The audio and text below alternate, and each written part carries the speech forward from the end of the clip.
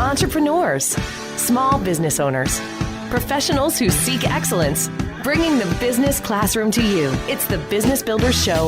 Here's Marty Wolf.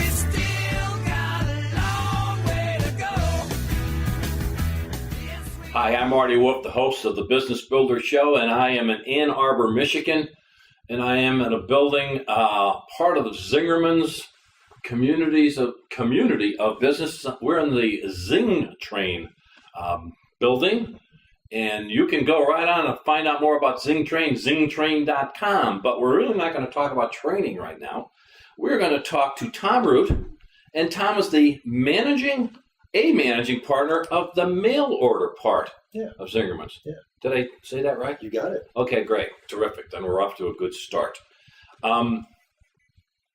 Let's see here. There's several topics here, so I'm trying to get this in the right order, Tom. Right on. But thanks for coming, first of all. My pleasure. So I guess we'll start at the obvious. Zingerman's mail order business. Describe that for me. What do you mean? What is it? Sure. So we basically offer up all the Zingerman's products and a lot of imported goods and foods from around the world available via mail order. So that's to say there's a catalog that they'll receive in the mail, or there's a website that they can hit up and place an order. We're going to pick, pack, and ship and right to their front door. And that is found at zingermans.com? Exactly right, zingermans.com. See, I'm a quick study. I'm nailing this stuff as we're going. Zingermans.com. So you can go right into a mail order, or it's a product list or something like that. Absolutely. Yeah. Okay, I'm going to test you now.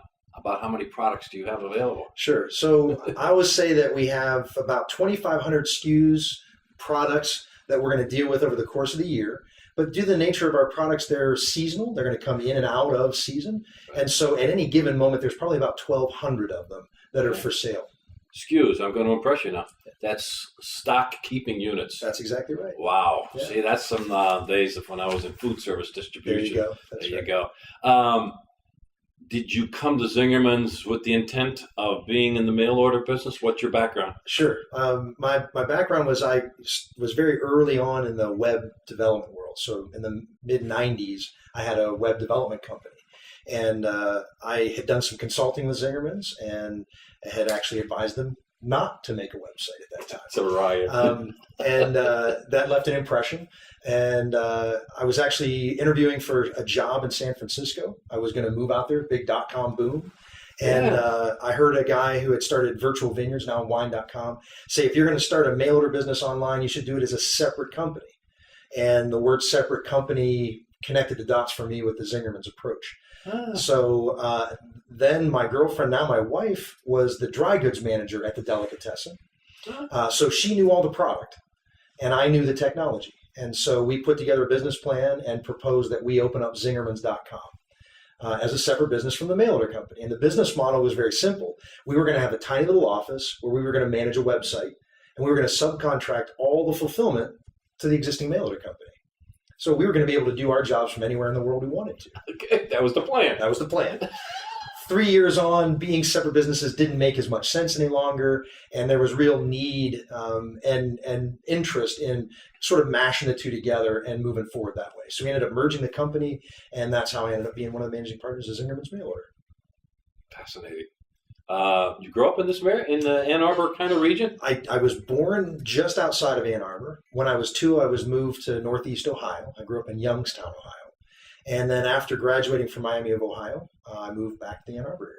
It's beautiful. Yeah. We were spending time with the Zingermans here, but yesterday we were at the University of Michigan Ross School of Business. Naturally. At the Positive Business Conference. Sure.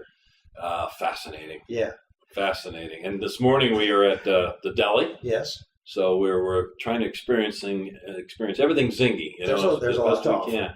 There is a tremendous lot to offer. So what a fascinating background. Here you are running mail order. This is great. This is great. But there's more. Yeah. Right? This is like the late night commercials. But hang on. There's more. Absolutely. You started to talk to me, and I want to go into detail on this because I'm sure people are going to find this fascinating. Maker Works? Yeah, Maker Works. Maker Works. Yeah. Okay. Details now. Go slow so I can really get this. Absolutely. What are you talking about? Sure. So I was a geek from day one, right? Okay. My computers and software were my thing. Okay. And by getting into the mail order business, I got a little bit away from that. And so I learned a lot from Zingerman's and felt a large desire to serve my community. And during the financial crisis in 2009 in Southeast Michigan, a lot of people who had been involved in the auto industries found themselves underemployed or unemployed. And in the preceding decades, we have methodically taken trades out of high schools, no longer part of the educational agenda. That's a national issue. That's a national issue, right? Not just here in Southeast Michigan, but right. acutely aware of that here in Southeast Michigan. Because of the industry. Because of industry, right? And right. so when the time came, we're looking around and there's a lot of instability and a lot of people who have an incredible skill set. Right, they know a lot about how to build things, and they have the engineer mindset. And for instance, build like what? Like are these tool and die kind of folks? These are so what their vocation is different, I guess, for me than what their interests are. So they are, in many respects, professional problem solvers. Okay. Now, sometimes the problems they're solving are very physical in nature, a tool and die maker. Right. Sometimes they're more engineering based. So there's a big spectrum. Okay. The point is as a community, industry has been a part of our culture for so long. The idea of manufacturing things, of building things, of the physicality of things. Mm-hmm. And so much culturally right now is about software and the virtual. And so it, to me, seemed like a really interesting opportunity. So a MakerWorks is a maker space. Okay. And a maker space is just a fancy way of saying a health club that has tools instead of exercise equipment. Okay. So we have 15,000 square feet of space in which we have a full electronics lab. We have laser cutters, computer-controlled embroidery machines, vacuum formers, a full wood shop with computer-controlled routers. We have a full metal shop with lathes and mills and plasma cutters and all kinds of things. Wow. And the idea is that one joins as a member, and that membership plus a little bit of training allows you to come in and use that equipment however you want. So one of the examples that's been used is hand drills at home, right? Yeah. So I've got a drill at home, but I only use it a little bit every year. Right. So why should everybody buy a drill? Right. So in our case, the equipment's a little bit bigger. It's a little harder to store in the basement. Makes a bigger mess when you use it. Yes. So what we did is we said, well, we're gonna rent the space so you don't have to. We're gonna buy the equipment so you don't have to. We're gonna teach you how to use the equipment in case you don't know how to. But most importantly, we're gonna create a place where a community around problem solving and fabrication and manufacturing and engineering is the norm. So, retail, we talk about the third place, right? I'm either at home or I'm at work or I'm at my third place. Some people it's Starbucks. For our folks, it's MakerWorks. Wow. You did really well with that. You practiced this. I might have said that story once or twice before. You had that nailed. Now, so they're making their own products. Yeah. So they're making their own products. Do they sell these products? Yeah. What do they actually? So they come in, they make something. They design something, they make something. Yeah. What do they do with them? Yeah. So that's an interesting part of the story. When we first opened up, we thought we were going to deal a lot with hobbyists and tinkerers. Right. And there are people that are just doing this as a side thing. Yeah, someplace to go for an hour a week and do something. Right, yeah. Okay. And what we thought we were going to have to do is sort of encourage them to look at self-employment, self-sustainability. There you go. Right? Turn it into a trade, turn it into an industry, turn it into a business. Yeah. So that you're no longer reliant on the monolithic industry. Yeah. You're now self-reliant.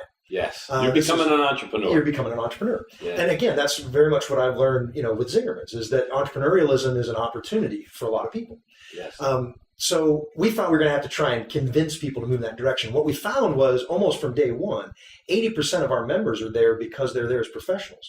They are making money off the work that they're doing in the space. So they were immediately already at step 2, which is be self-sufficient, be self-sustaining, be in industry, develop your own businesses, develop your own products. Now, those products can range dramatically from the simple Etsy entrepreneur. I'm making cutting blocks and I'm making trivets and I'm making things for the local art fair. All the way through, we have 3 venture capital funded companies that have done real engineering. I've got a fuel injector for 2-cycle engines that's funded. We've got a heat pump that's based on Stirling engine technology that got funded. And we had a computer vision company that got funded. Unbelievable. Yeah. So if you want to do the Etsy kind of things, you want to make these special one-offs or whatever you want to do and sell it through Etsy as a craftsman kind of thing, craftsperson. Yeah. That's fascinating. How do people, is there a website to learn more about this? Certainly. What is that website? Maker-works, MAKER-works, WORKS.com.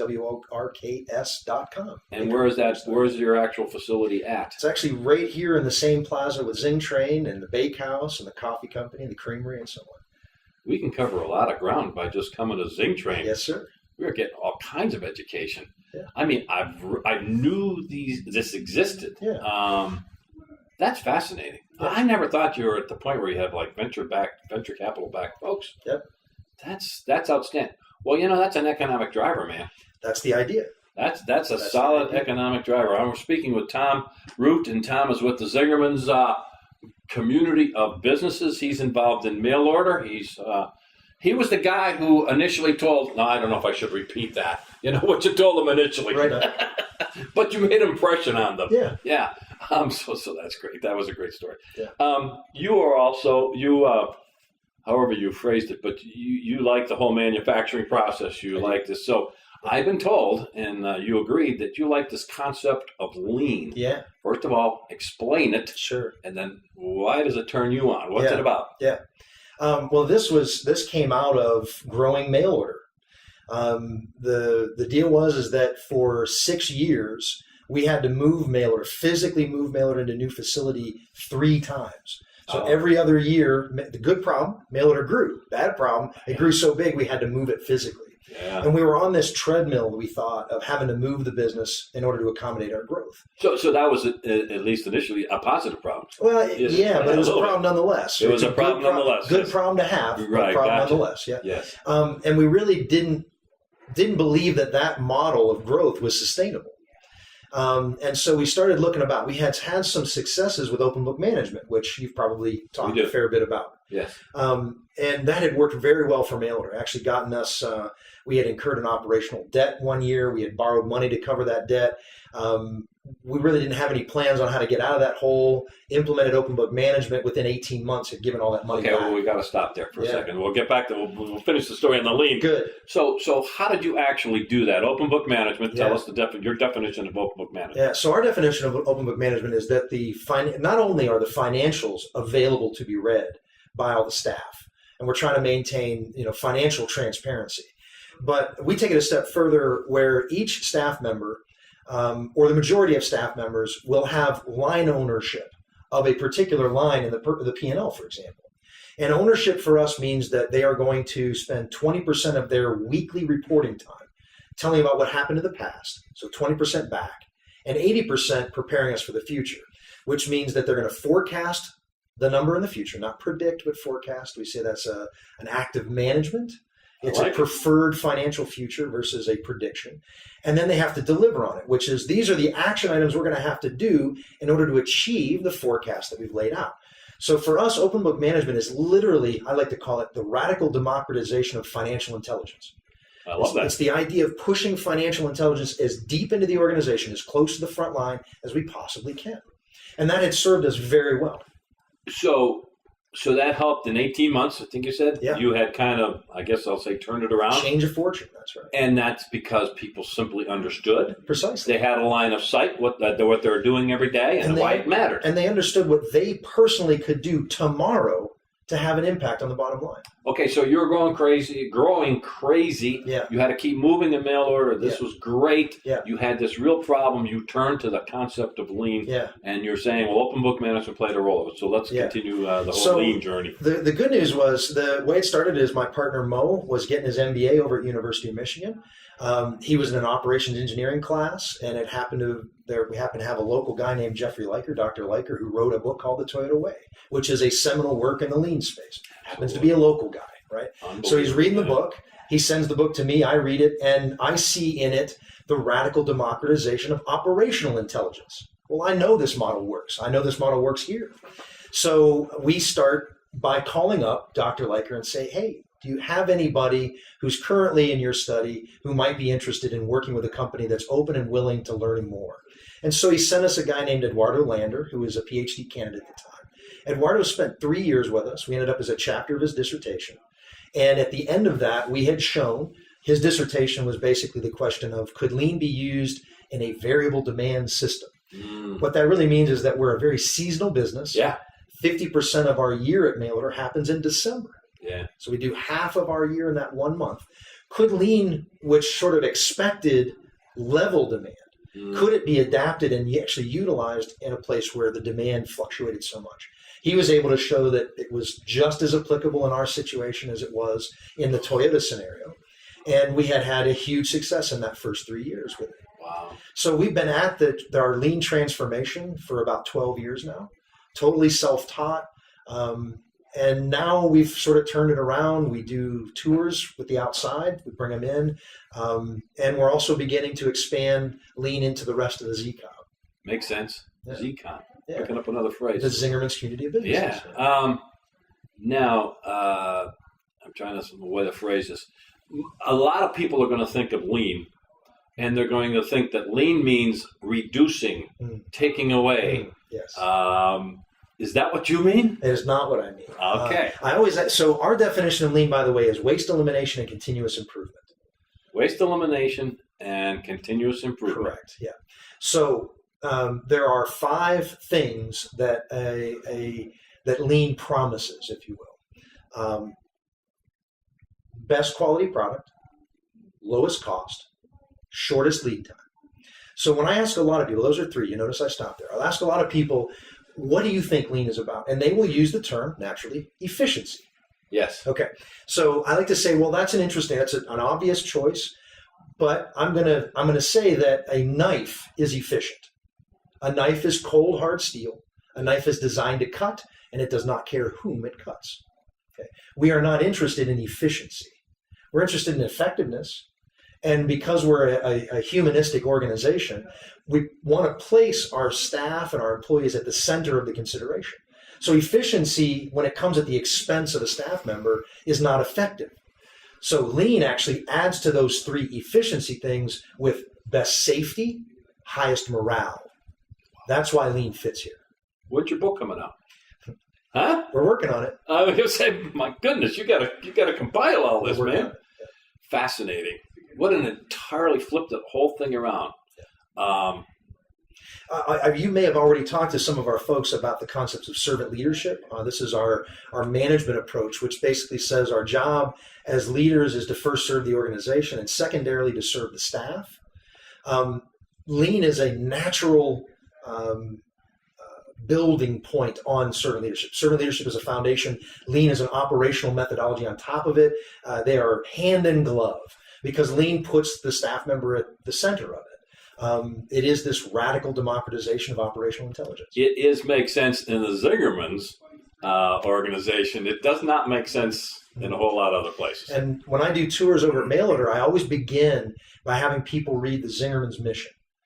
And I ask them, what words do you see in our mission that are somewhat unusual for missions? And there's words like love and care and smile and enrich and those sorts of things.